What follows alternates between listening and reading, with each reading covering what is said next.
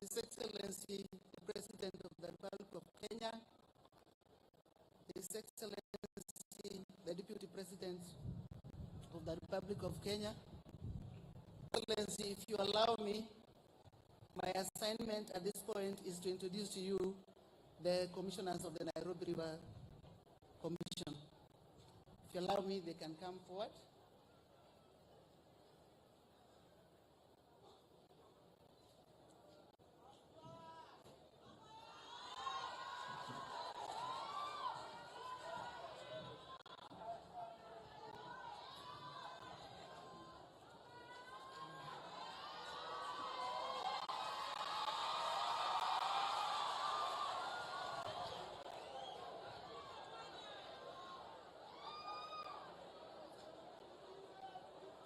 His Excellency, we are starting with Professor Elijah Biama, who is the Vice Chair of the Nairobi Rivers Commission.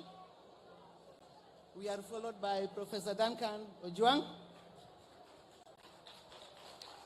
We are followed by Carlota Lago. We have Grace Senewa. We have Elizabeth Mutitu. His Excellency, if you allow me, I will skip one commissioner for now, but I'll introduce Commissioner Muma Musava. Thank you. His Excellency, at this point, I want to make my maiden speech, and if you allow, the down.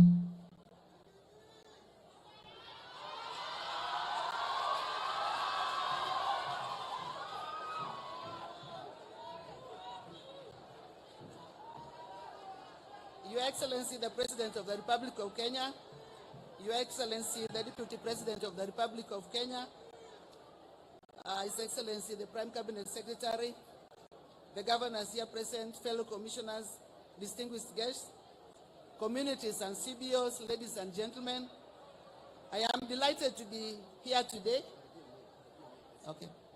I'm delighted to be here today on this auspicious occasion of the inauguration of the Nairobi Rivers Commission by our President, His Excellency, the President William Samoei Ruto. Your Excellency, on my behalf and on behalf of my fellow commissioners, thank you for appointing us to take up this challenging task. I have no doubt in my mind that we are up to the task. We promise you that we are going to deliver to the last word of our mandate. I have all the faith that Kenya Kwanza administration under your leadership is all about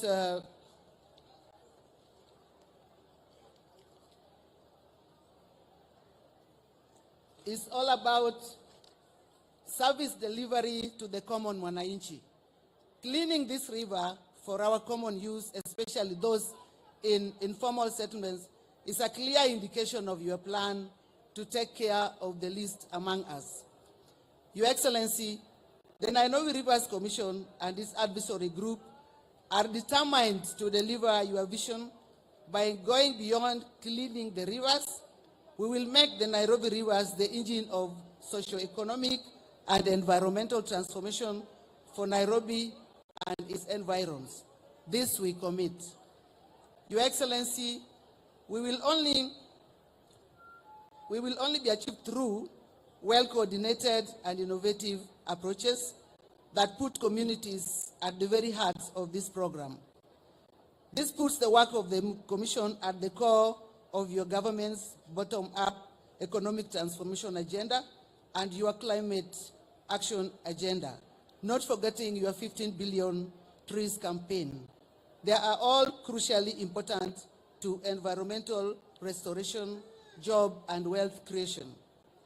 As a Commission, we are well aware that the task ahead of us is complex. We will not relent.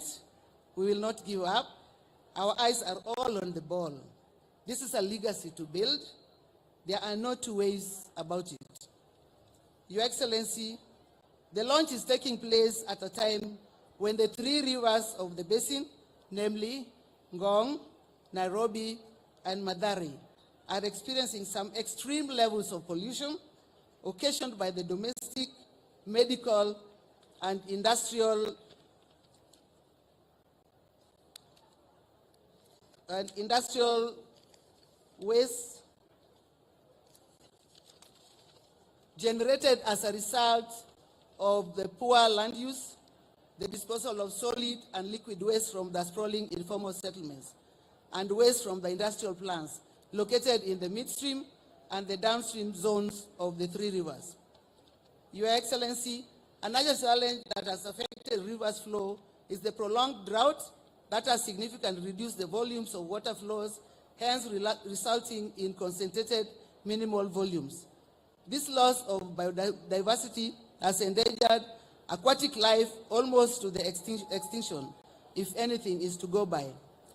Despite this gloomy picture of the river basin, some successful attempts have been made over the years to restore and regenerate water flows in the three rivers.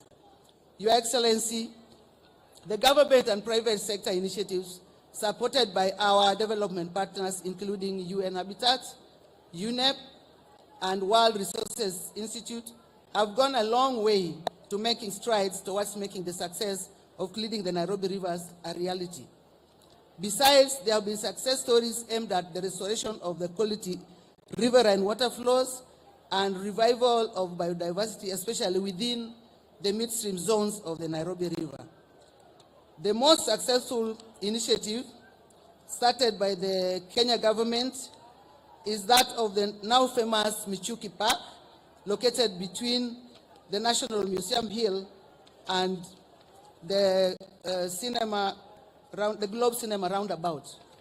Your Excellency, the riparian reserves of Nairobi River, tributaries namely Ngong, Mathare, and Nairobi, have been encroached by both formal and informal settlements that lack adequate sanitation and sewerage services. Your Excellency, the restoration and rehabilitation process of the river is an inevitable aspect since it shall help in curbing the pollution issue. The first attempt to clean the river was in 1999 under the Nairobi River Basin Program. Since then, there have been more attempts, with the most promising one being under the directive of the late Cabinet Minister Honorable John Michuki, which was praised for reviving a river which was dead because of the dumping of human and industrial waste. There are recent efforts including construction of wastewater treatment facilities in Dandora, construction of sewer reticulation network, including fecal sludge management infrastructure, and construction of ablution blocks to help improve conditions in informal settlements. Nairobi River continues to suffer from pollution caused by different source and non-source points. Your Excellency, approximately 50% of the capital city residents live in highly congested, informal, and middle-class settlements, mainly located along the Nairobi river banks. Increased urbanization, development of real estate, industrial development, among other factors, are attributed to the causes of pollution.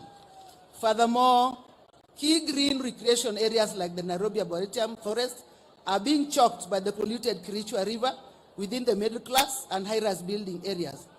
The result is Nairobi residents no longer have clean air during sporting or holding of communal events at the park. To avert such problems, it is important to reclaim the Nairobi River Basin to ensure reduced cases of pollution and curbing it in the long term. Lastly, the Nairobi River Commission would like to thank the Kenya government and development partners like UNEP, UN Habitat, and the Water Resources Institute of the World Bank for their contribution to the new mandate for NRC as initiated through the loaded terms of reference. Your Excellency, the Commission is committed to deliver to Kokazi. We are excited by the commitment of your administration through the Office of the Deputy President, His Excellency Rigathi Gachagua. We commit to work with all the actors, both states and actors at local, national, and international arena. We are ready to listen to you and to work with you to finish the unfinished business of cleaning the Nairobi River. Finally, Your Excellency, I appeal to all Kenyans to support this cause. We are in this for the good of the country, for the good of our people, and for the good of humanity, even as we battle the adverse effects of climate change and make the Nairobi River Basin clean again. Your Excellency, at this point, I would ask for permission to introduce the advisory board to the Nairobi Rivers Commission and request them to come forward.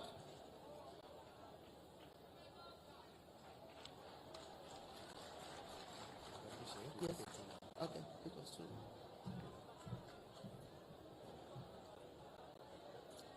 They introduce you? Yes. With me, His Excellency is the daughter of the late Wangari Maathai. She is Wajira Maathai, representing the World Resources Institute. Next is yes. We also have UNEP here, represented by Dr. Alfai Tooth. Sorry, UN Habitat. Sorry. Then followed by Inga, so the Executive Director of UNEP. And then last we have the MD of NEMA. And His Excellency, if you allow me, I would request them to make a statement. No?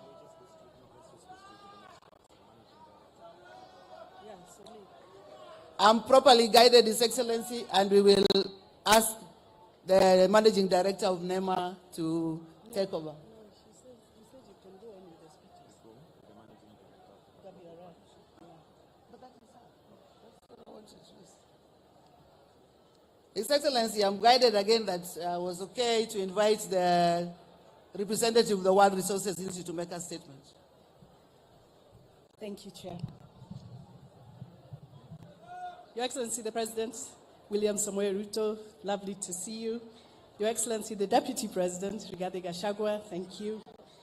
Her Excellency, Pastor Dorcas, I know how much this means to you. The Governor of Nairobi, the Prime Cabinet Secretary, Honorable Musalia Mudavadi, the Governor of Nairobi, His Excellency Johnson Sakaja, Cabinet Secretary of Environment, Honorable Soipan Tuya, the Executive Director of UNEP, the Executive Director of UN Habitat, and our UN Coordinator, Stephen Jackson, also here. Dignitaries, Excellencies, ladies and gentlemen, all protocols observed. Your Excellency, on behalf of the World Resources Institute, I'm truly honored to be here today to launch the Nairobi Rivers Commission. This is a critical step, really, in amplifying the work that local communities, resident communities here have been doing already to restore and revitalize the rivers of Nairobi. I want to thank you and acknowledge your government's commitment to establishing this commission, and actually, most importantly, to providing this high level of political support that is required for this commission to have the muscle to deliver. As a permanent commission with a strong political will and domiciled at the office of His Excellency, the Deputy President, we are nicely set up for success. Now, the communities here in Korogosho are one of the many communities we know have already been rehabilitating Nairobi rivers. We do not have to look far. Yes, please recognize them. We actually don't have to look so far to be inspired. They've created right here the People's Park, vegetable gardens, playgrounds for children, and economic activities like the tree nurseries we just saw. Today we celebrate them. We want to lift their efforts up and consolidate and say that we're actually joining them in upscaling their efforts.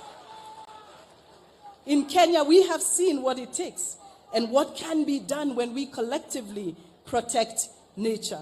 My late mother, Wangari Maathai, led the women of the Greenbelt movement in planting 4 million trees not too far away here in the Aberdares to protect the primary catchment area for our wonderful city of Nairobi and to improve the quality and the quantity of water.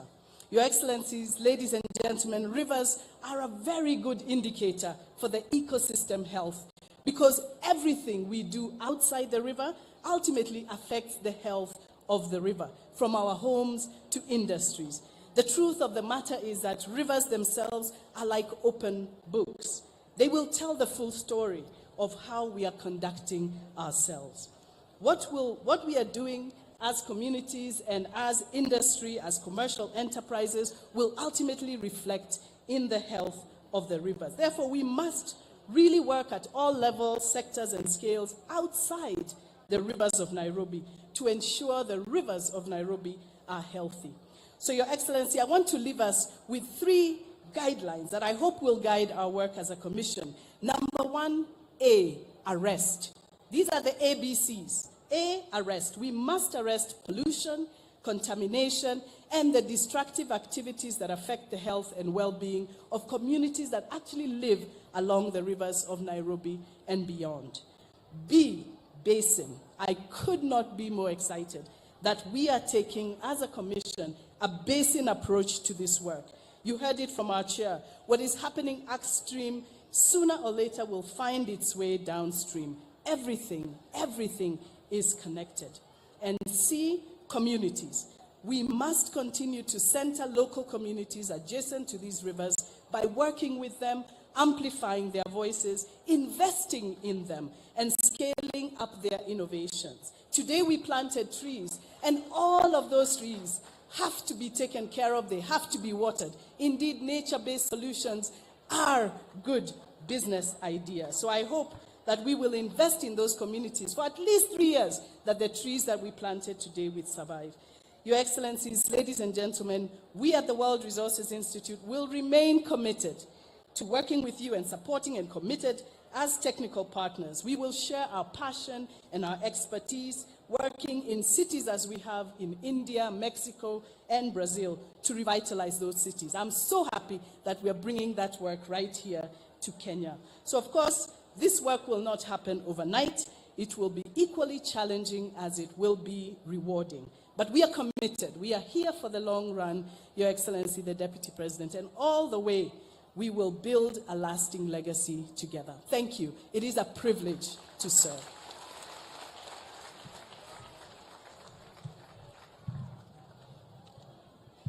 His Excellency, allow me to call the UN Habitat representative, Dr. Raphael.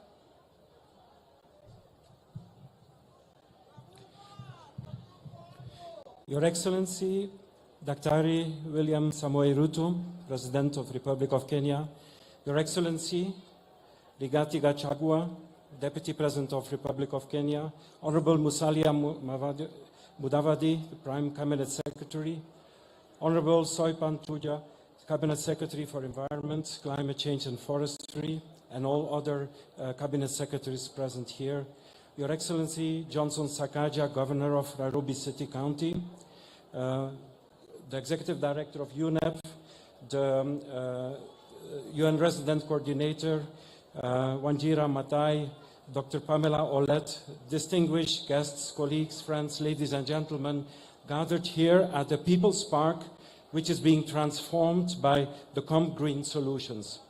Very good afternoon to you all.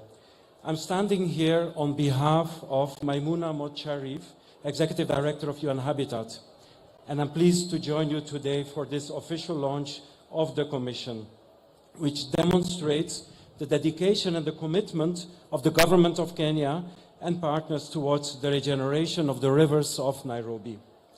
The banks of Nairobi rivers are home to over 56% of the Nairobi population, spread across several low and middle-income settlements along the basin. The corridors of these rivers host numerous educational institutions and high-value ecosystems, and are hubs of a dynamic informal sector that fuels the city economy.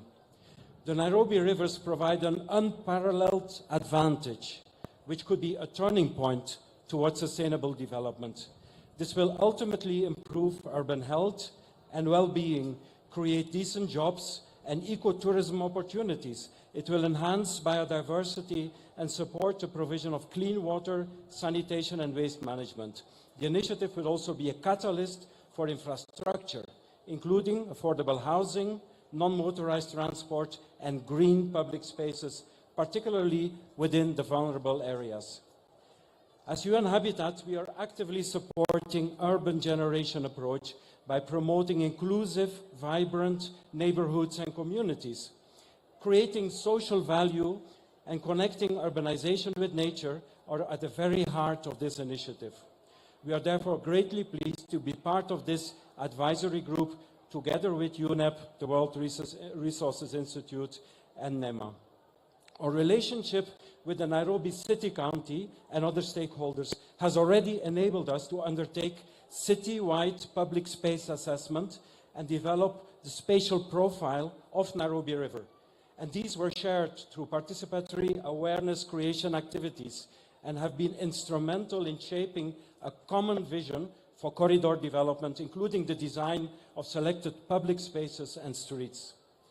As the Commission officially starts its work, UN Habitat is keen to convene the local and international technical expertise required, liaising with other UN agencies and partners for more integrated technical and financial support. As the United Nations Habitat Assembly will take place in Nairobi in June this year, it's the hope of our Executive Director that the guests of this assembly will have the privilege to discover the changing face of the Nairobi River. Your Excellency, as I conclude, UN Habitat has enjoyed 45 years of collaboration with the government of Kenya and continues to jointly explore new frontiers towards sustainable urban development. We are grateful for the support accorded by the government over the years and wish to assure you of our commitment to further strengthen our partnership. I also extend my gratitude to all institutions and individuals championing the regeneration of the rivers of Nairobi and call upon all of us to continue working together and deliver as one. Thank you very much.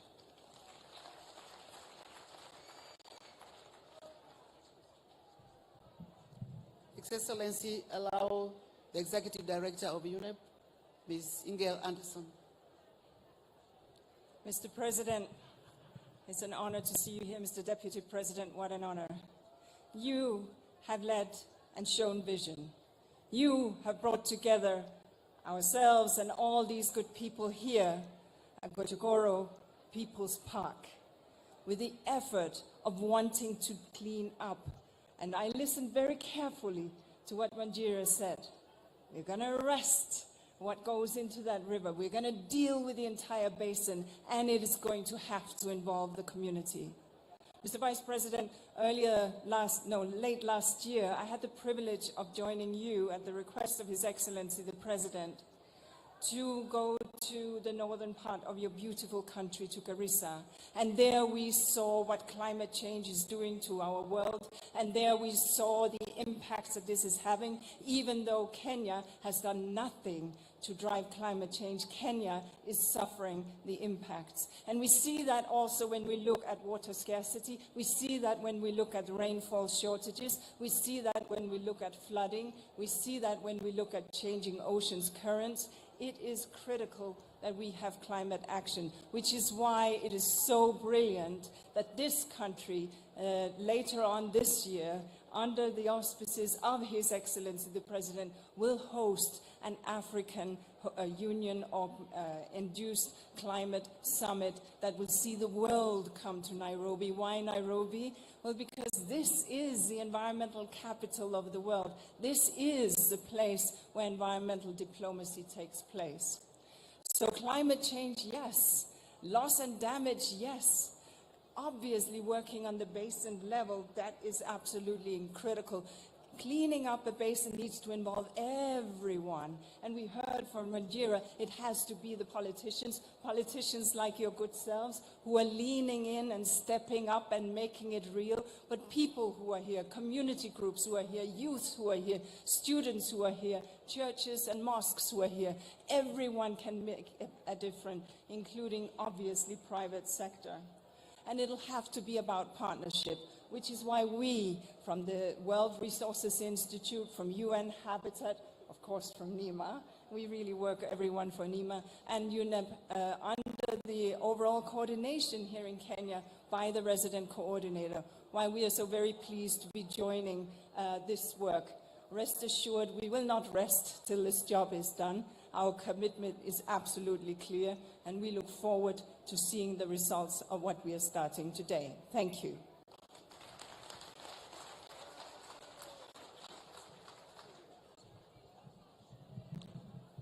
His Excellency, allow me to invite the Governor of Nairobi County to make his remarks.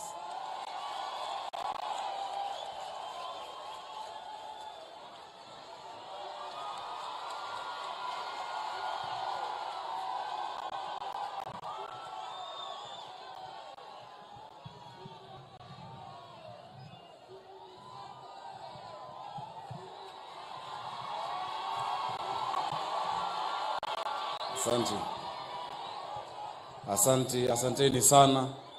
Your Excellency, Deputy President, mawaziri, wageni wetu, karibuni coach.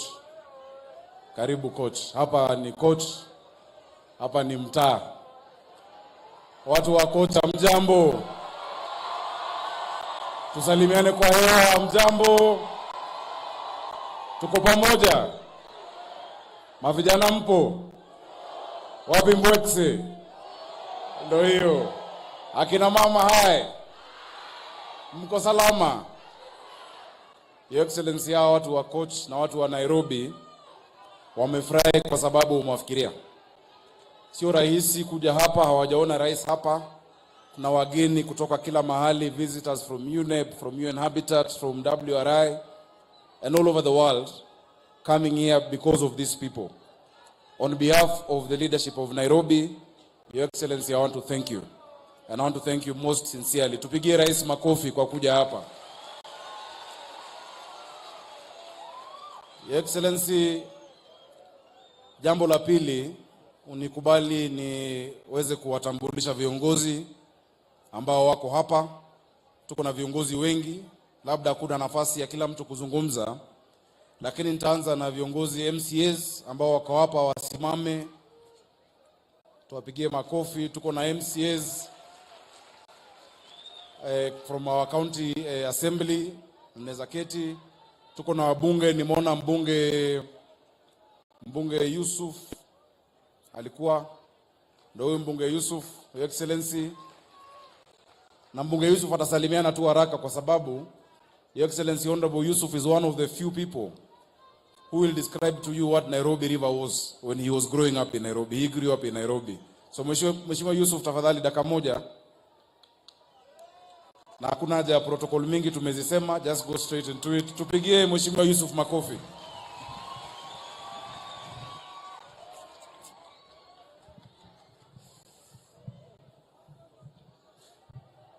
Asante sana gavana wetu, Mheshimiwa Rais, Mheshimiwa Makamu wa Rais, Mheshimiwa Mudavadi, mawaziri, Mheshimiwa dada yangu Soipan, sijakuona, nimekuona sasa hivi, Mheshimiwa Waziri Njeru, ma PSS, wabunge, ma senator, governor wa Mkweni, na all protocols observed.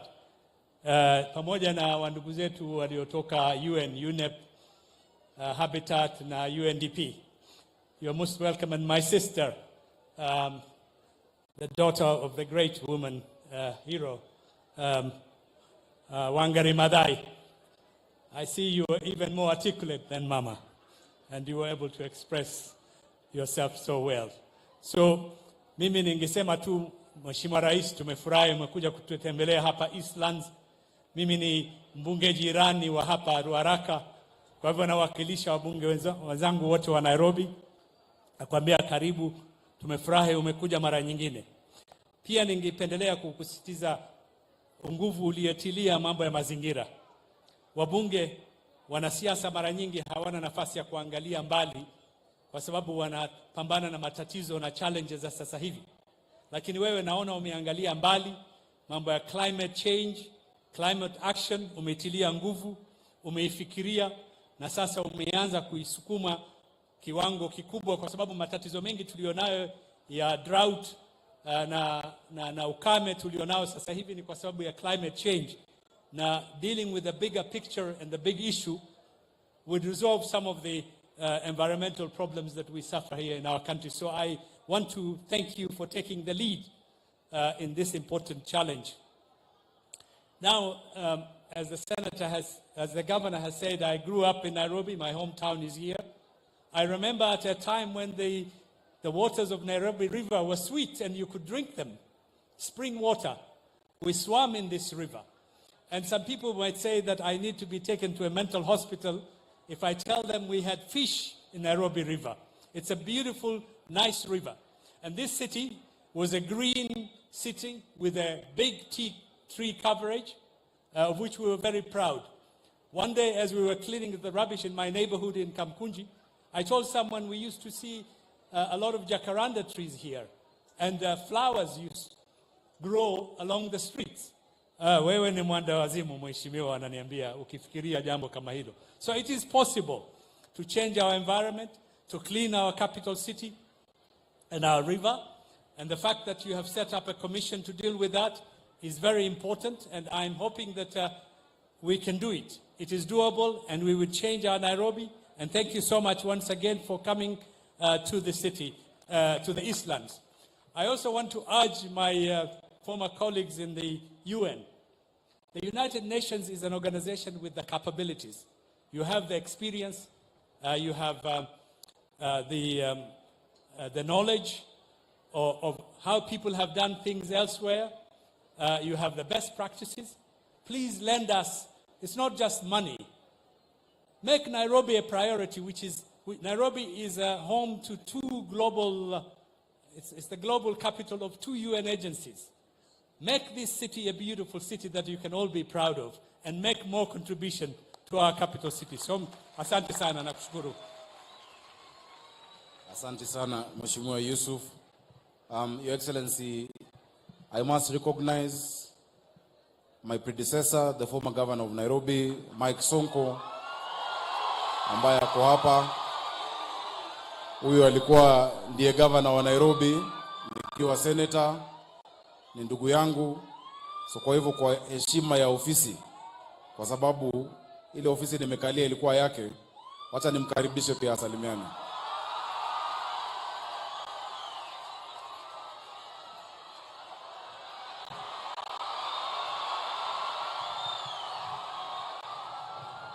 Nairobi! Nairobi! Ruto! Ruto! Rigijia! Sakaja! God is good, and all the time.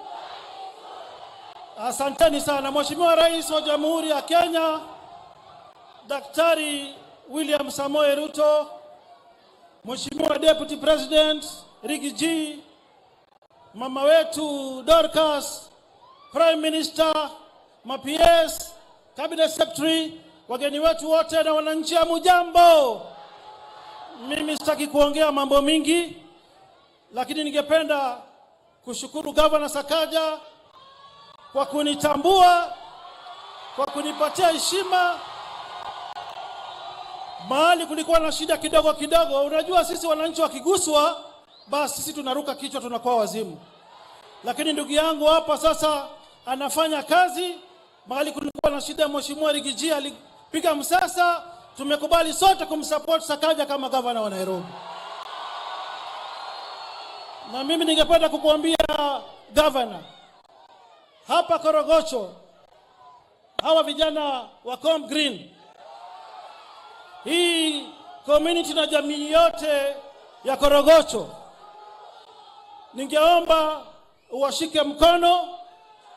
Hawa tulianza kusafisha nao hii mto.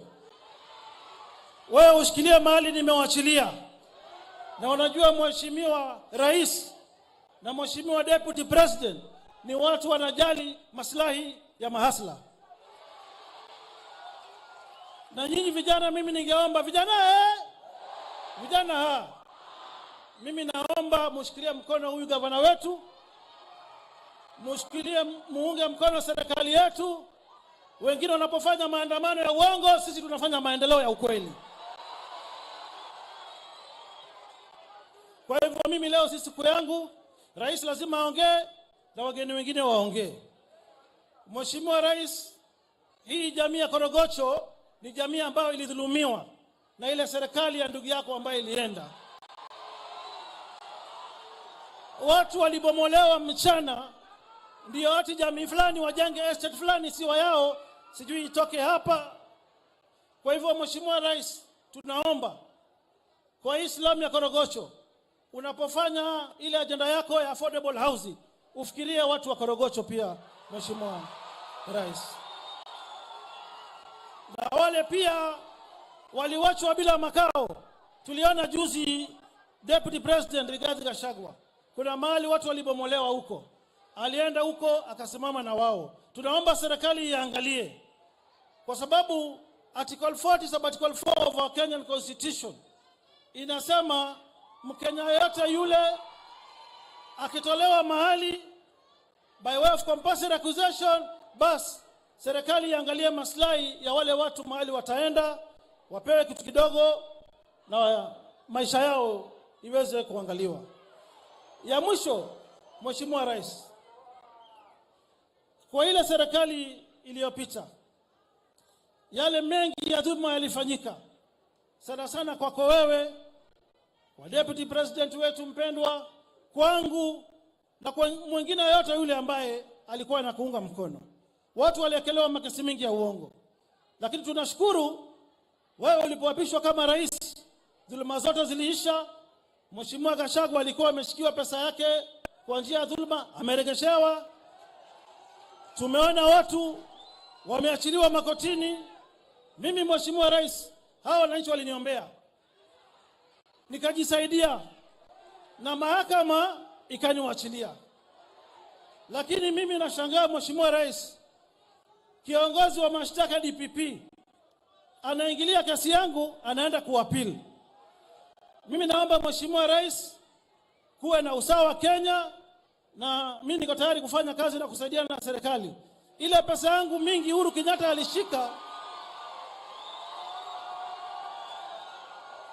ile pesa yangu Uhuru Kenyatta alishika, basi nisaidie hata mimi niregeshewe kama Gachagua, niweze kusaidia serikali, tusaidiane na hawa vijana.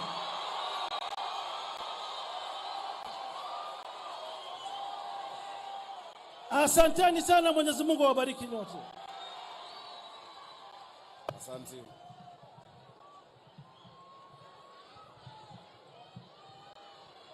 Aya. Your Excellency, hapa miongoni mwetu, kwa sababu effects ya mto wa Nairobi River. In fact, I'd just like to add to what the UNEP director said, that you have to go to the north to see climate change. You don't have to go to the north to see the effects of climate change. Right now, as we speak, Your Excellency, the biggest source of water to Nairobi, which is Nakaine Dam, is at 50%. Meaning, even the program that we've worked on very hard, Your Excellency, on Northern Collector, even if we complete it tomorrow, we can't commission because it comes from flood waters. The waters from the catchment areas going to our rivers have dried up. So the effects are being felt today, and which is why we also have amongst us my good friend and my brother from Makueni County. Your Excellency, we've done a big project called Thwake that has been done by the national government. When it's completed, we are sending poison to Thwake because the rivers that lead there come from the Nairobi River, becomes Athi, all our tributaries. Allow me to recognize Governor Mutula Kilonzo from Makueni County, Mutula Kilonzo Jr., and allow him to say one thing. Karibu Governor, karibu Kanairo. Thank you. Asante. Thank you. Mambo? Mko sawa? Thank you. To Your Excellency the President, the Deputy President, talkers, our friends, Musalia Mudavadi, members of Parliament, MCAs, leaders present. This is a momentous occasion, Your Excellency the President. In climatic terms, we call this climate justice. This water that is black in Korogosho is green in Machakos, is green in Makueni. The innocent children in Machakos and Makueni are swimming. The innocent people in Machakos are farming.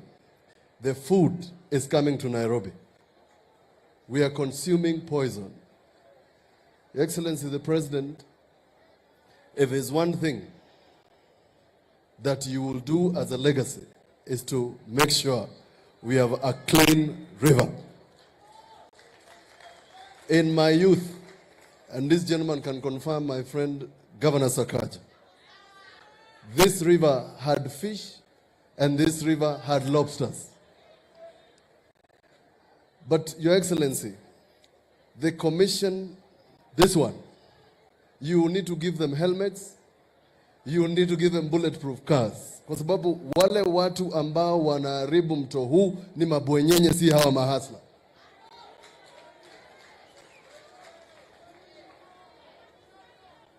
And Your Excellency, these people should pay. The law calls it polluter pays principle. In the US, when Shell poured oil into the ocean, they paid for it.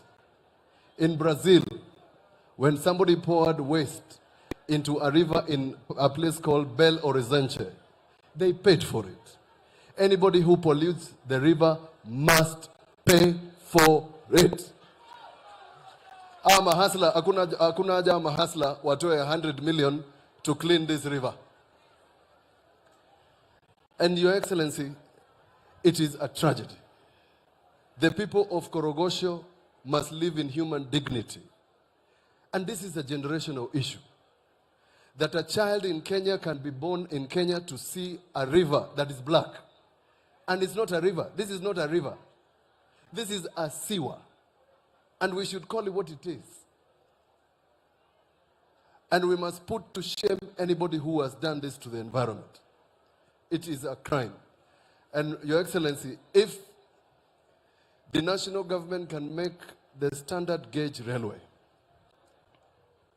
and pass a law that if you remove a piece of metal of a standard gauge railway, it becomes an economic crime. It must be an economic crime in Kenya to pollute a river. Because those people consuming this water are getting cancer. They are dying. It is murder. Usiwasikilie huruma. Punish them. That is the way to restore this river. But we thank you for taking this bold step, together with your government, to make sure that once Thawake is completed, we can have clean water.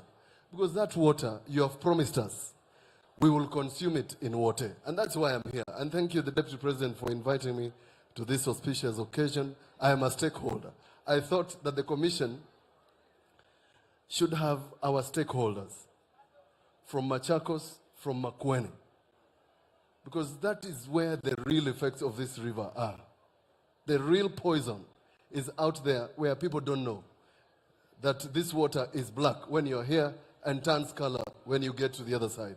Thank you, Your Excellency. God bless you. Asante sana. Thank you.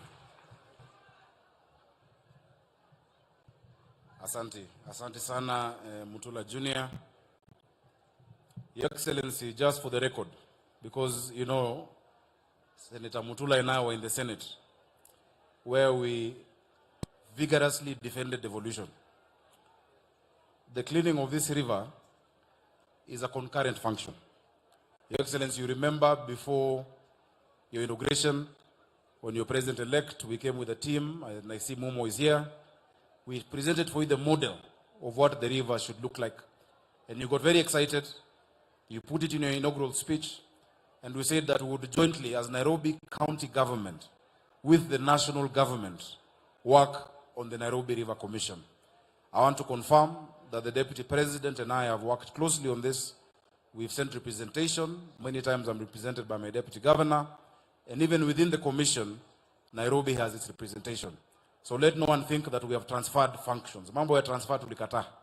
Hatutawahi transfer function Nairobi. In fact, tunakuomba utupatie functions kadhaa. Kama ya kupatia watoto chakula, school feeding program, that is a national function. We want you to give us ili ya watoto wetu. Your Excellency, hapa kuna shule mbili tu.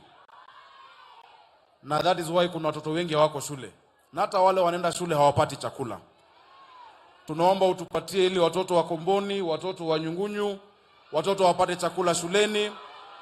Na pia tuweze kuongeza idadi ya mashule. There is no secondary school that is public here in Korogosho.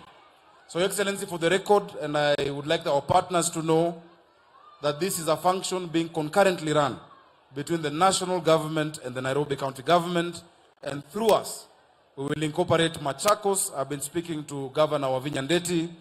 Every time she mentions the people who are dying of cancer around Mwala, going down because of the effects of the same river, going down to Makueni County. Your Excellency, wacha kweli nitambue Comb Green. Hao vijana wa Comb Green ni vijana wetu wamepambana. Umeona ile kazi wanafanya bila vifaa na ile machine ambayo imekaa tu hapo. Tukiwashikilia, tukiongezea vifaa and we incorporate them into this program, we will be able to succeed. Your Excellency, the minister, when she comes, will recognize the people from the national government. But here we have from my county government, the waziri wa environment. Pia tunasemanga waziri, kubali tu. Ni CC but ni waziri. Hata tusikie tuko na serikali. Tuko na waziri Maureen Jerry, huyu wako in charge of environment. Na pia tuko na chief officer ambaye ni PS kwa lugha yetu, Ibrahim. Tuko na managing director wa Nairobi Water, Engineer Muguna. Nairobi Water is a company 100% owned by Nairobi. Hawa tuko, wapigeni makofi watu wa Nairobi. Your Excellency, watu wa Nairobi hawajui kwamba umetusaidia na vitu viwili kwa mambo ya maji. Umetusaidia na mambo ya Karimenu, inatuletea 24,000 cubic meters. Alafu umetusaidia na hii mambo ya Northern Collector. Hiyo mambo yote leo Muguna ameniambia atatoa notice ya rationing, nimemwambia hapana. Sisi tunaamini kutanyesha. Ungoje kwanza, ngoja kidogo, usitoe notice, tunaomba kunyeshe. But as we are doing that, Your Excellency, tuko na mradi wa kupanda miti. Tumekubaliana na wewe na waziri Soipan ambaye tunamaliza kesho asubuhi. Hawa vijana wetu ambao hawana kazi, vijana wapa mtaani, hawa akina mama wetu ambao wako na nguvu, tunaandika 10,000, 10,000 of them. Your Excellency, umetusupport, tutagawa hiyo gharama kati yangu na yako, ili hivi tu mvua inapoanza na tumekaa na KFS, tunajua pale seedlings zinatoka 4 days a week, tutafanya kazi ya kupanda na kukuza miti Nairobi hii. Mko tayari? Mtaweza hiyo kazi? Ama mtaki hiyo kazi? Mnataka? Asante. Washiko unaweza? Asante sana. Your Excellency, as I go to conclude, this work is really important to us. Because as we say, the environment is not something we bestow to generations to come, or what we receive from our parents is something we've taken from our children. We need to give them a better Nairobi than what we have received. We need to give them a better city. Your Excellency, just kwa sababu sijaona mbunge wa hapa na sijaona MCA wa hapa, wacha tu niguse vitu mbili ya hapa. Kwa sababu pia mimi nilichaguliwa hapa. Si mlinichagua? Your Excellency, hii hospitali ndo nimekuwa na kulilia. Hii hospitali unaona ni hospitali kubwa sana. Hii hospitali ilijengwa, ilianza zamani wakati wa Nyayo, wakati wa Kidero wakajaribu, haikuendelea. Ilifaulu juzi, lakini hii hospitali ikapeanwa ikuwe pediatric hospital na ikachukuliwa na Kenyatta. Tumekubaliana na wewe na ningependa ukumbushe wananchi. Mtu mzima akipata hapa shida hawezi ingia kwa hiyo hospitali, anaambiwa aende Mama Lucy Hospital. Wamama wakihitaji kujifungua hawaingii kwa hiyo hospitali, wanaambiwa waende Mama Lucy Hospital. Mimi niko tayari kama governor wa Nairobi, tukishirikiana na wewe, kwanza tubadilishe iwe full general level 5 hospital, ili tuweze kuhudumia mtoto hadi mzee. Tuweke madaktari, tuweke vifaa, na nakuomba tukimaliza kama una dakika 5 nikupeleke uone. Iko hadi na mochari, ili wananchi wa hapa waache kusumbuka wakienda kule mbali kutafuta matibabu. Your Excellency, wakati wa NMS vitu mingi sana za Nairobi zilichukuliwa. Hii hospitali si ati tunaomba serikali ya kitaifa itupatie, ni yetu. Tunaomba mturudishie na mtusaidie kuweka vifaa, kwa sababu you support county government. It is not a national hospital, it's a county hospital. Your Excellency, watu wetu ambao waliumia wa Kariobangi Siwa, na nimefurahi ndugu yangu amesema, bado wako kwa shida kubwa sana. Najua hakuna pesa ya kupeana hivyo, lakini tuwapangie mkakati ya kuweza kuwajumuisha na jamii. Walitupwa kama maumbwa kwa sababu ya uchokozi na kwa sababu ya ubinafsi. Hata hiyo ardhi ambayo walikuwa, kuna njia ya utu ya kufukuza mtu ama ya kuondoa mtu, si hata kufukuza, kupeleka mtu pale kwingine. Kabla ya kufukuza mtu, kabla ya kuondoa mtu, ujue ni wapi anaenda na ataishi namna gani, na atakula nini na atalala wapi. Tayari Your Excellency, sisi tuna reform watu ya Kanjo. Unajua wamekaa miaka mingi, walizoea kunyanyasa hao vijana. Wameanza kurudi, lakini tunaomba sasa utusaidie pia. Polisi wananyanyasa vijana wangu wa bodaboda sana na vijana wa bikes na mtaa. Because Your Excellency, we have a new government, your government and ours, that we see this as our bosses. Hao ndio wadosi wetu, sisi sio wadosi wao. Your Excellency, mwisho kabisa, najua mengine atasemwa na waziri. This river cleaning of the river, all over the world where you go, people look for property next to the river. In Kenya, people run away from the river because it stinks. We can change that narrative.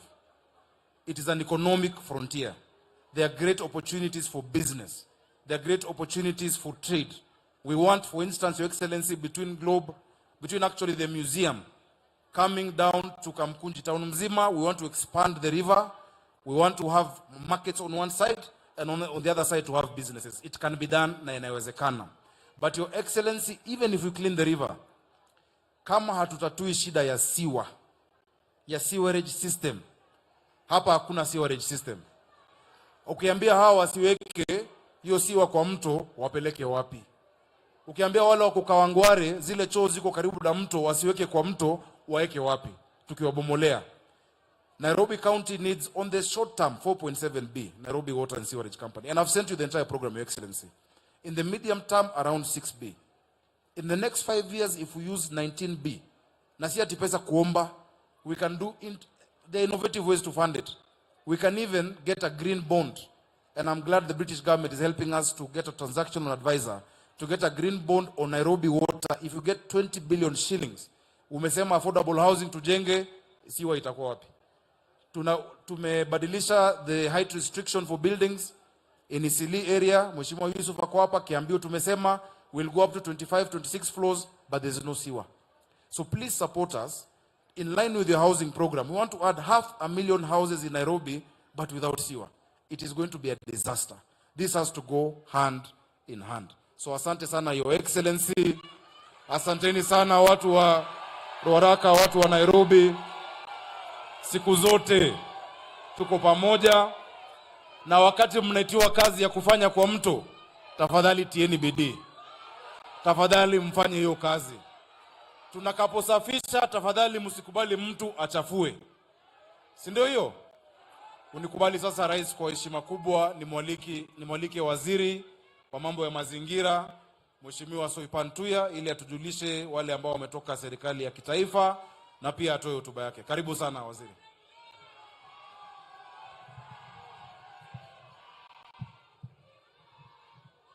Thank you very much, Your Excellency, the President, Your Excellency, the Deputy President, Your Excellency, Mama Dorcas Rigathi, Your Excellency, the Prime Cabinet Secretaries, Cabinet colleagues, permanent Principal Secretaries, our valued partners, the Executive Director for UNEP, the Executive Director for UN Habitat, WRI, honorable members of Parliament, the Governor of Nairobi, the Governor of Makueni, na wananchi wako chamjambo.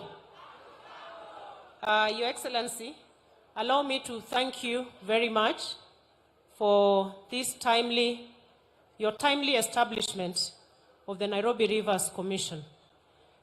It could not have come at a better time. And Your Excellency, to say that my ministry, which is represented in the Commission through NEMA, will offer all the support to the Commission. And I also take this opportunity to congratulate all the commissioners through the chairperson and encourage the Commission to employ an all government, all society approach, just like we are doing with all the other ecosystem restoration programs. Your Excellency, my ministry will particularly be very keen on enforcement of the various legal and regulatory frameworks, and particularly those touching on water quality and regulation of effluent discharge. Your Excellency, within our program and initiative to grow 15 billion trees, we have a plan within our strategy to do 50,000 hectares of bamboo per year, and we are going to capitalize on that program to give the Nairobi Rivers Basin priority in the planting of the bamboo plantations, which act as very good water purifiers. Your Excellency, allow me also to congratulate the young people, Comp Green. They've done a wonderful job. Tunawapongeza sana vijana, na kama vile governor amesema, kesho tunamalizia mpangilio wa kuweza kujadiliana mambo ya Green Army. Your Excellency, and in our discussions with Governor tomorrow, we are going to build on the efforts that these young people are doing as we plan to replicate that in the entire country. As I conclude, Your Excellency, allow me to request cabinet colleagues who are present here to stand up for recognition, and the PSs, kindly stand up. I have my PSs here. PS Kimani Kimotho, Forestry, the PS for Housing, Mheshimiwa Hinga, the PS for Environment and Climate Change, Engineer Ngeno, PS for Devolution, my sister, and we have a Cabinet Secretary in charge of lands and housing, the Honorable Njeru, PS in charge of Interior, my brother Raymond. Asanteni sana. Your Excellency, I conclude by taking this opportunity to welcome His Excellency, the Prime Cabinet Secretary, His Excellency Musalia Mudavadi, to make his remarks.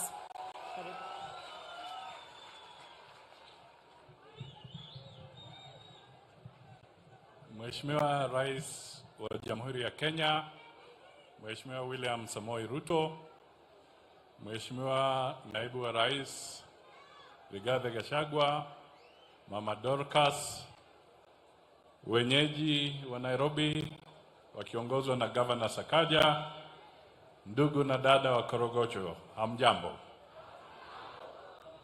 Yangu yatakuwa mafupi sana ili nipeane nafasi tumusikize Rais ambaye ni mgeni wetu wa heshima siku ya leo. Jambo la kwanza tu, Your Excellency, earlier this morning, I represented you and delivered your remarks on the Nile Basin Initiative, bringing together the 10 countries that rely and depend on the River Nile waters.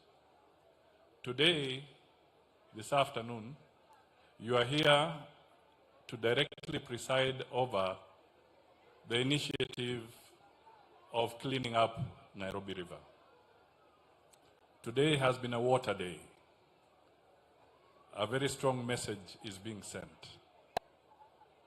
Rais akiwa pahali, Kenya nzima inalenga pale, na kupitia kwa mashirika kama ya UNEP, sasa ulimwengu unalenga hapa. Sio tu Nairobi, lakini Korogocho.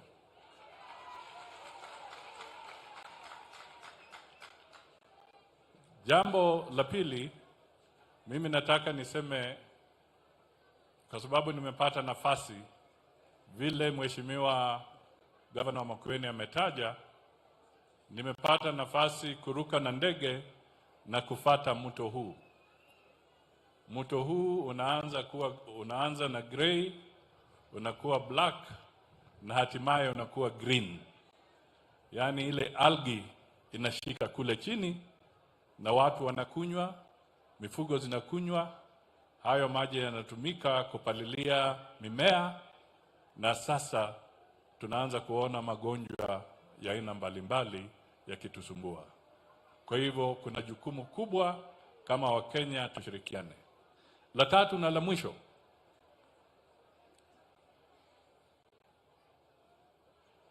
constituency hii ni Ruaraka. Constituency hii haikushindwa na mbunge wa Kenya Kwanza.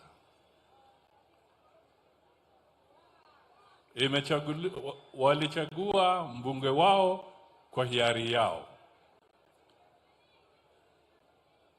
Lakini rais wa Jamhuri ya Kenya na naibu wake na serikali yake wakiandamana na wadhamini kutoka ng'ambo wamekuja hadi kwa constituency ambayo haikuchukuliwa na mbunge wa Kenya Kwanza.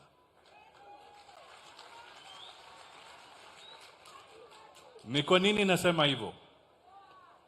Nasisitiza kwa sababu nataka ile porojo ya watu kusema kwamba serikali ya Ruto ina ubaguzi ama serikali hii itakuwa na ubaguzi, wawache porojo, kwa sababu tumechaguliwa na Wakenya wote na tunahudumia Wakenya wote.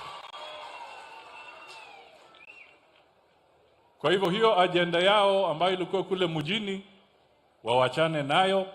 Sisi tunajua tuko sawa, tutashikana na Wakenya wote na tutafanya kazi vizuri kwa sababu tunaheshimu taifa letu. Kwa hivyo kupitia hapo nataka nisisitize kwamba sisi tuko na heshima na Wakenya wote na tunataka mji wetu na mto wetu uwe safi na Wakenya wote wapate nafuu. Sasa ni wajibu wangu na furaha yangu kumkaribisha naibu wa rais Mheshimiwa Rigathi Gachagua, naye aje anene na zungumze na Wakenya. Asante.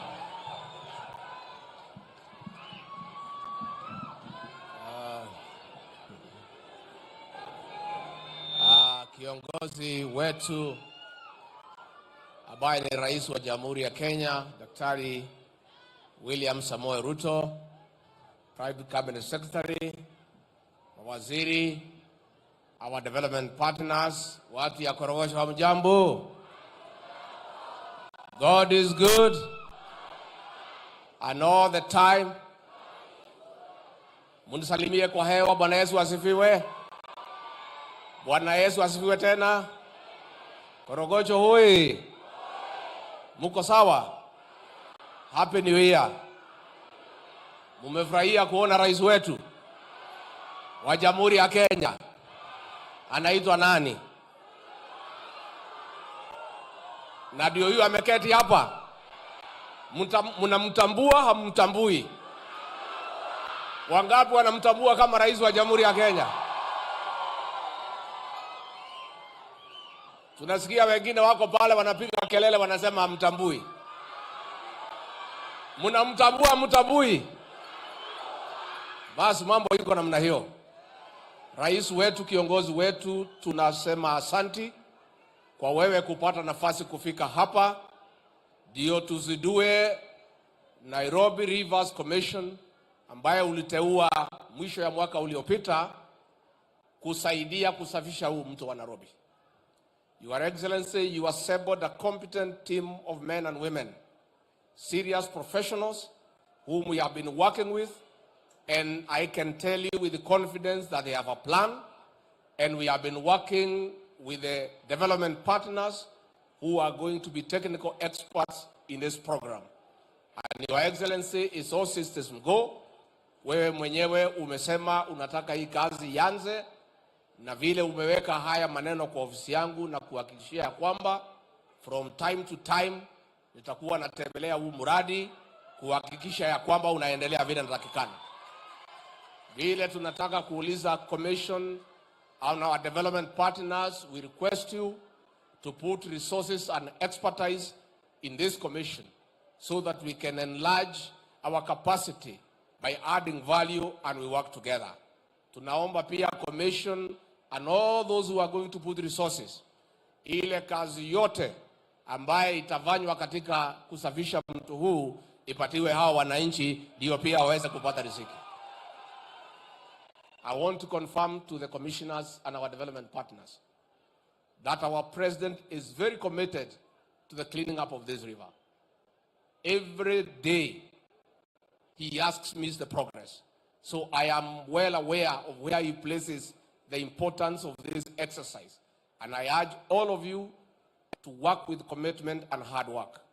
Nikimalizia vile waziri wetu mkuu amesema, sisi huyu rais wetu ametuambia na tumekubali kwa sababu ndio kiongozi wetu, ya kwamba hii Kenya yote ni yetu. Wale wote ambaye walimpigia kura, wale hawakumpigia, wote ni wa Kenya na atawafanyia kazi. Na yeye akiwa kiongozi wa nchi ataendelea na hiyo kazi. Na mimi nikiwa kiongozi wa UDA naendelea kushughulikia watu ya UDA, naye rais anashughulikia watu ya Kenya.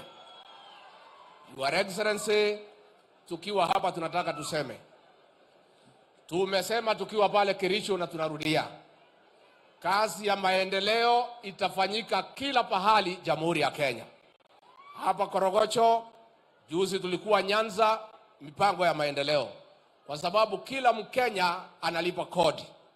Lakini wale wafanyikazi wa kumsaidia rais, atatafuta wale ambaye wanakubali na kuamini the bottom-up economic transformation agenda, kwa sababu ndio wanaelewa agenda yake.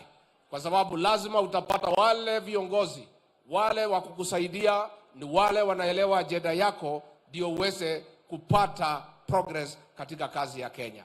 Kwa hivyo watu ya Korogocho tutakuwa hapa, mimi mwenyewe nitakuja kuhakikisha ya kwamba mmepewa kazi kwa hii mto, ndio kila Saturday mnapata pesa ya kujisaidia.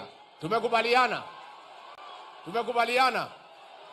Kwa hayo mengi ningetaka kwa heshima kubwa nimuulize msimame, tumukaribishe Rais wa Jamhuri ya Kenya, Mheshimiwa William Samoei Ruto. Mheshimiwa Rais.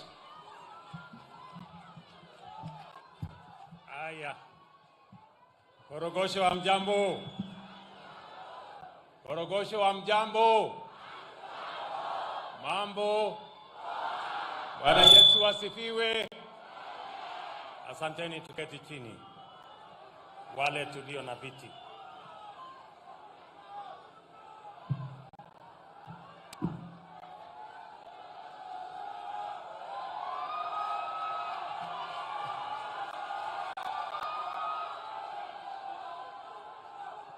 Asanteni sana. Mheshimiwa Deputy President, waheshimiwa mawaziri, Mheshimiwa Governor wetu wa jiji la Nairobi, our friends from UNEP, from UN, from UNDP, and all the other partners present here, distinguished guests, the great people of Korogosho. We gather here today to affirm that we have embarked on a journey and there will be no turning back. I am grateful to our special guests and esteemed visitors who are here to bear witness to this historic moment. For far too long, the city of Nairobi has fallen into a state of shameful, hazardous, and unpleasant state of environmental and sanitary neglect. Runaway air, water, land, and even noise pollution have been so normalized that there are people who have never seen the green, clean, healthy, and safe city in the sun that Nairobi used to be. In other words, commitment to the integrity of the environment is a central feature of political, economic, social, and cultural life in our nation. The bottom-up economic transformation agenda fully recognizes that shared prosperity is guaranteed in our time as so long as it is driven by clean, green growth. This means that we shall be custodians of the environment in recognition of our generation's twin obligations as heirs of the generation that came before us and as trustees for posterity. The responsible stewardship of the environment agenda is a matter of intergenerational justice, and we shall not be a generation so reckless as to pursue a scorched earth policy in our quest for prosperity. This commitment is particularly relevant at a time when climate change has subjected the earth to unprecedented temperature increase, leading to rising sea levels, flooding and drought of huge intensity and for long duration. Our obligation to respect, uphold, and defend the Constitution entails the full observance of our duties in respect to the environment. The measure of this commitment can only be the entrenchment of our agenda for clean green growth, the restoration of degraded landscapes and ecosystems, including forests and river basins. Mountains of rotting garbage, innumerable kinds of harmful refuse dumped in rivers and streams, and dust and smoke have over time become the defining characteristics of Nairobi in particular and urbanization in Kenya in general. This state of affairs has led to various undesirable developments. The centralization of heavy metals and assorted toxins in the soil, air, and water has reached dangerous levels, putting the well-being of residents in great jeopardy. The story of the governor of Makueni tells it all. Nothing symbolizes the regrettable environmental degradation in our city better than Nairobi rivers, which have become channels of murky and toxic streams and not the fresh, clear, cool waters. Once the rivers abound with variety of aquatic life that is non-existent today. To put Nairobi and its river basin's ecologically crisis in perspective, let us recall that the city is an anglicized pronunciation of Enkare Nyarobe, which in Kimasai means the river of cool waters.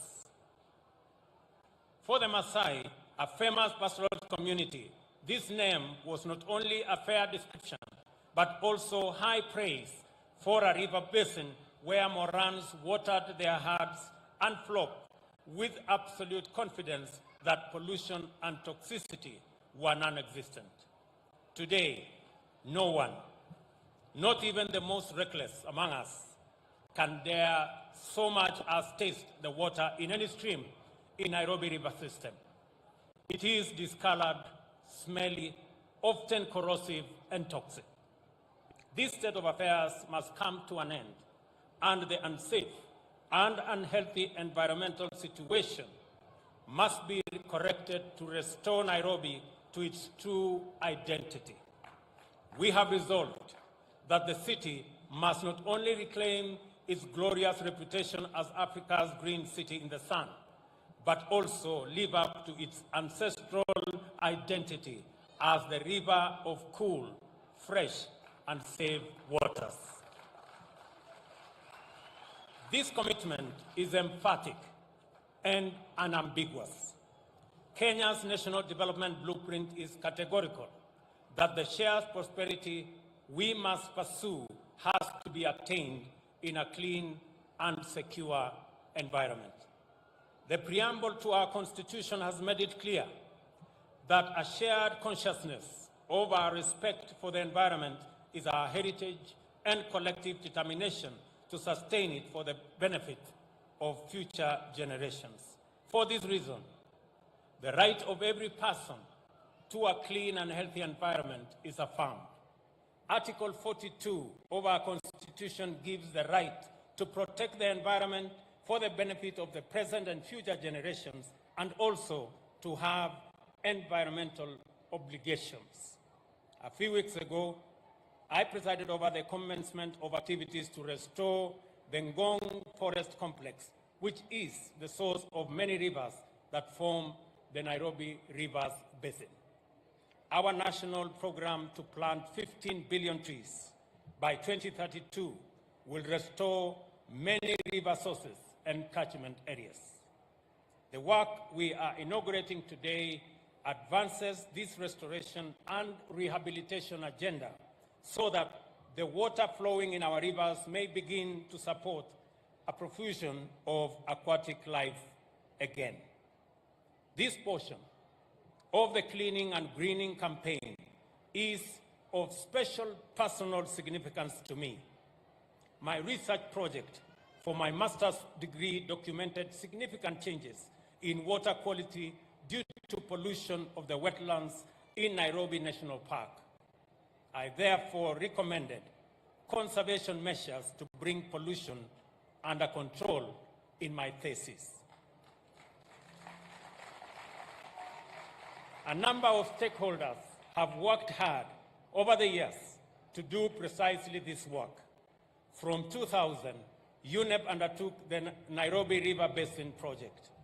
In 2019, UNEP again collaborated with the Rotary Club under the Adopt a River initiative, which is still going on. Likewise, the UN Habitat, in collaboration with the government, undertook the Nairobi River Regeneration Initiative. Finally, the National Environmental Management Authority has been implementing the Urban Rivers Regeneration Program since 2019. Despite this commendable work, the Nairobi River Basin ecosystem has not regenerated sufficiently to sustain aquatic life, and much work remains to be done to turn murky streams into rivers of cool water. The Nairobi Rivers Commission represents a fresh, resolute, and substantive effort to supplement, complement, catalyze, and accelerate all previous efforts to enable Nairobi live up to the promise of its name and recapture its reputation as the clean, green city in the sun. As things stand today, we all know that Nairobi is the city in the garbage. The Commission is inclusive, participatory, and collaborative, and represents collective action on a major scale and with representation from various multi-stakeholder groups. And I want to ask my deputy to include representatives from the county of Machakos and the county of Makueni, so that they too can make input into this great program, either as co-opted members or members in whatever other form, to make sure that this project is cross-county, as the governor has said earlier.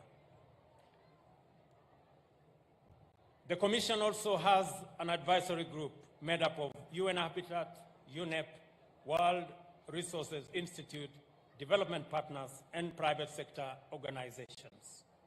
With this new impetus, the aspiration to make Nairobi Rivers Basin viable and the water clean is virtually guaranteed to happen very rapidly. The people of Nairobi are finally able to give themselves, hopefully, clean rivers. And I want to commend my deputy who has been on top of this program, and I specifically assigned him this responsibility because we want the whole of government, the whole of society, the whole of community involved in this process, because it's the only way we can get this done.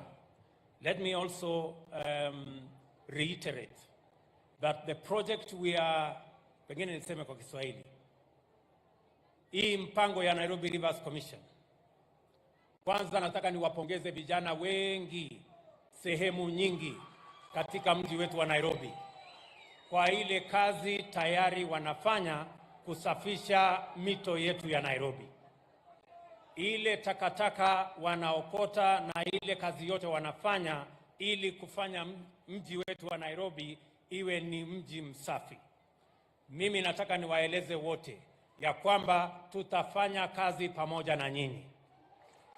This commission, as I have said, has not come to replace any stakeholder who is doing something at the moment about the cleaning and greening of our city.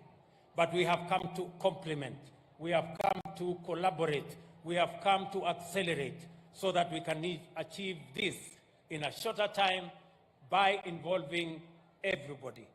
Let me also say, for the avoidance of doubt, that the government of Kenya, under the Ministry of Environment, is partnering with the County of Nairobi so that we can hire 12,770 young people and women in Nairobi City.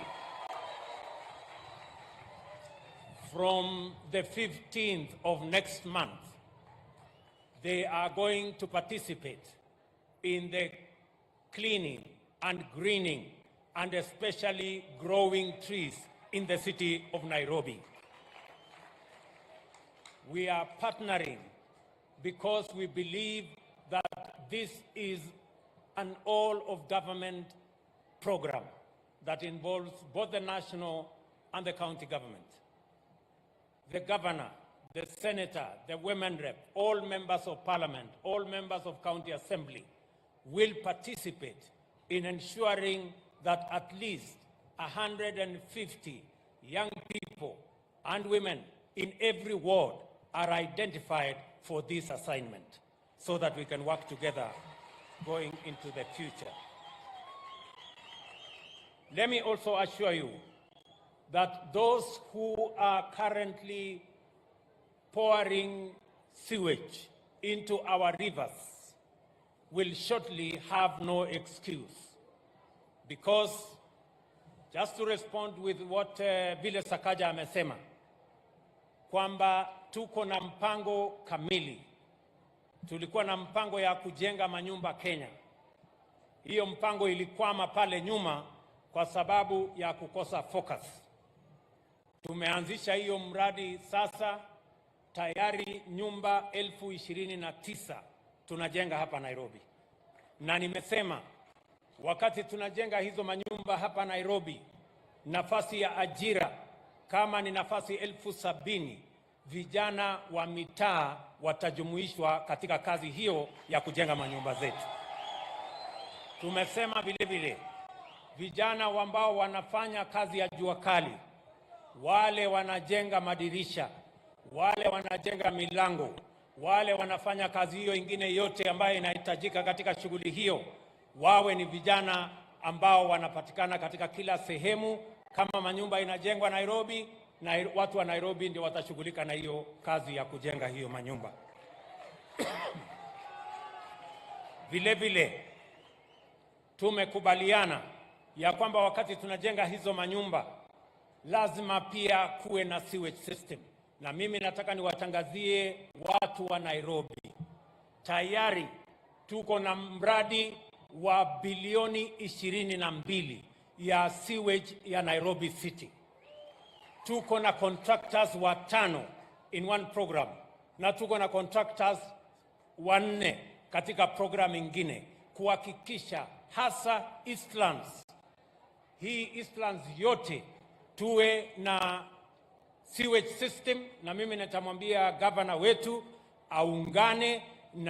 aunganishe Nairobi Water na Athi Water wafanye kazi pamoja kwa hiyo mpango, kwa sababu we have a program already funded by the Africa Development Bank and other development partners for the establishment, for the construction and for the installation of a proper sewage system, especially in Eastlands, so that we can manage sewage, we can manage waste, and it should never go to our rivers. Therefore, those who are polluting our rivers with sewage, I put you on notice, because that must stop. Our rivers are not a place for sewage. We have a sewage system. We are expanding that sewage system so that every homestead can find a sewage system that they can channel their sewage into those systems and not into our rivers. So, Mheshimiwa Governor, mwambia watu yako huyo jamaa wa Nairobi Water atafute jamaa mwingine anaitwa Michael Duita wa Ardhi Water, wafanye kazi pamoja, kwa sababu hiyo mpango inaendelea saa hizi, and we want to work with you so that we can provide the sewage for the city of Nairobi. Nataka vile vile niseme ya kwamba mpango wetu ya kuhakikisha kwamba tunabadilisha Nairobi ni mpango ambayo hauwezi kusimama. Hata wakati tunapanga sasa hii mambo ya kusafisha mito yetu, tunataka every place, hasa nimeona hapa coach, wale watu wote wanaishi kando kando ya hiyo mito, nyumba zenu tutawajengea nyumba mpya ambayo mtaishi kule. We are going to make sure that this regeneration program of our rivers will include the regeneration of our housing development in those areas. Kwa hivyo nimekuta jamaa pale alikuwa anaishi kwa nyumba kidogo iko mabati sijui namna gani. Mimi nataka nimwambie huyo jamaa na wale wengine wote ya kwamba mpango wetu wa housing pale tutawajengea nyumba, mutalipa shilingi 3,000 peke yake kila mwezi, na baada ya miaka 15 hiyo nyumba inakuwa yako, sio ya kukodesha na kulipa. Nyinyi mnanielewa? Tunaelewana? Nairobi tunaelewana? Na hiyo kazi tutafanya kwa sababu mumetupatia nafasi ya kushughulika na hiyo kazi. Gavana pia amezungumza kuhusu hii hospitali ambaye ilianzishwa karibu miaka 25 iliyopita. Mimi nataka niwaeleze ya kwamba hii hospitali in the next 1 month, hii hospitali itafanya kazi kwa wananchi wote.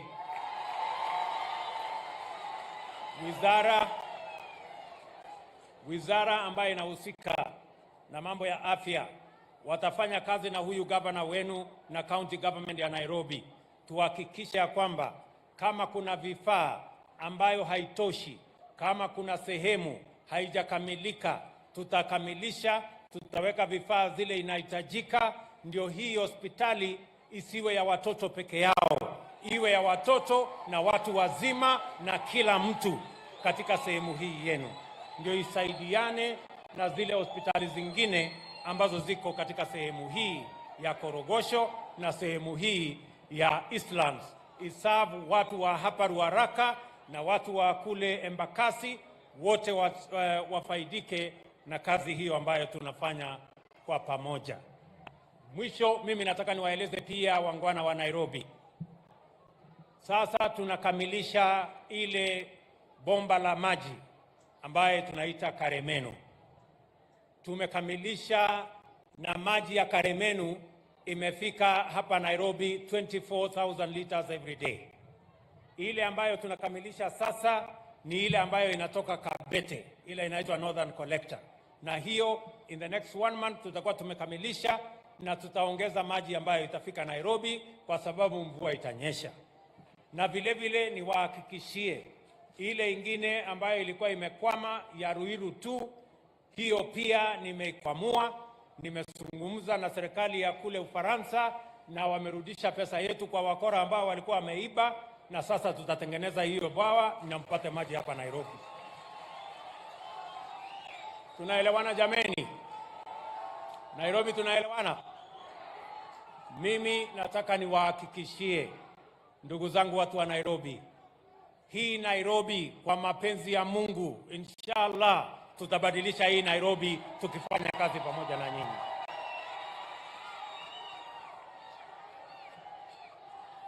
Musikue na wasiwasi ya kwamba eti kutaenda hivi, eti kutaenda vile. Mimi nataka niwahakikishie mambo ya uchaguzi na viongozi tulimaliza tarehe 9 mwezi wa 8. Ile kazi imebaki sasa sio ya vyeo na mamlaka ya viongozi tena. Ile kazi tuko nayo sasa ni ya wananchi hawa. Tupange mambo ya wananchi, na wauliza viongozi wenzetu, msianze kutuuliza mambo ya uchaguzi ya 2027. 2027 ni miaka 5 ijayo. Sasa tunataka kuongea mambo ya hawa wananchi ya leo na kesho kutwa mpaka ifike siku hiyo. Tunaelewana jameni? Mimi nauliza nyinyi watu wa Korogosho, mnataka tuendelee kuongea mambo ya viongozi, nani yako na kiti, nani hajapata, nani alikosa? Mimi nataka niwaambie mambo ya uchaguzi na mambo ya viongozi tulimalizana nayo. Mambo ya saa hii ni mambo ya hawa wananchi. Ni kweli ama si kweli? Tunaelewana? Tunaelewana? Na mimi nataka niwaambie wale ndugu zetu watulize boli. Watulize boli. Tunaelewana? Na wasituuzie uoga. Sisi sio watu wa kuuziwa uoga. Tunaelewana? Kila Mkenya ako na haki katika taifa letu la Kenya. Tunaelewana watu wa Korogosho na watu wa hapa Ruaraka? Sisi malengo yetu, mpango yetu ni kuhakikisha kwamba Kenya inaenda mbele. Na mimi nataka niwaambie wale majamaa. Tunaelewana? Niwaambie nisiwaambie? Niwaambie nisiwaambie? Nataka niwaambie wale majamaa. Nyinyi mlikuwa na miaka 5 ya handshake na mambo yenu. Bei ya unga ikafika shilingi 230. Saa hii tumeteremusha imefika 180. Watupatie nafasi itakuja 140. Watupatie nafasi itakuja 120. Wawache kimbelembele walikuwa na nafasi yao wakaharibu. Mimi nataka niwaambie wale majamaa. Na waambia wale majamaa walituacha na madeni kibao. Karibu nchi yetu iteleze iingie mahali ambapo ya kukwama. Saa hizi tumeanza kupunguza madeni. Katika budget ya mwaka huu tumepunguza bilioni 300 ya madeni. Hata wale walikuwa wametufungia katika masoko ya kitaifa, katika international financial institutions, saa hizi hata interest rate ambayo ilikuwa imefika 17%, saa hizi tumeteremusha imefika less than 10% kwa ile soko ya kimataifa. Mimi nataka niwaambie hawa majamaa, si wanajifanya ati wao ndio majogoo wa Nairobi. Nairobi gani? Nairobi hii ya mto chafu na takataka na mambo ya machafu kama haya. Mimi nataka niwaambie watupatie nafasi, tufakie chafu ya Nairobi, tuondoe takataka na sewage kwa Nairobi River, tuwaonyeshe vile city ya Nairobi inafaa kukaa, sio ile city wamezoea ya takataka na chafu na sewage. Tunaelewana jameni? Watupatie nafasi, tubadilishe Nairobi. Mtu wa Nairobi asilipe rent miaka yote. Mtu wa Nairobi aanze kulipa mortgage baada ya miaka 15 awe na nyumba hapa Nairobi. Kila mtu awe na nyumba hapa Nairobi. That is the city we want. Tunaelewana jameni? Kwa hivyo hawa jamaa watulize boli. Ama mnasemaje? Ati wanataka kututisha na maandamano. Watafanya maandamano mpaka watachoka. Kwa sababu tunawaambia hatuwezi kukubali. And let me say, for the avoidance of doubt, that Kenya is going to be a country run on the basis of the rule of law and the Constitution. And all citizens have an equal opportunity, and no citizen is greater than the other. As president, I am going to make sure that we avoid and we banish impunity. There is nobody who is going to threaten Kenya with impunity. Everybody must respect the law, and this country is going to be governed by the rule of law, and we will make sure that everybody obeys the Constitution and works and respects the rule of law.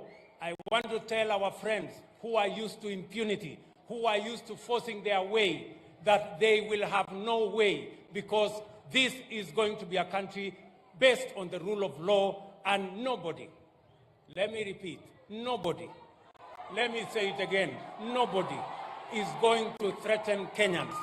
Nobody is going to drive this country using impunity.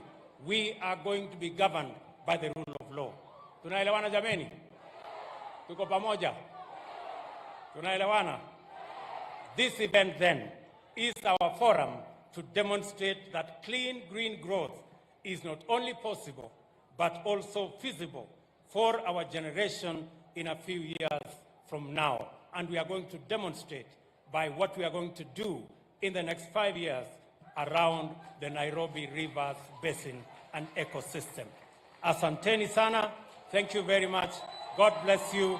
Mungu awabariki sana. Na ninawapenda sana. Thank you.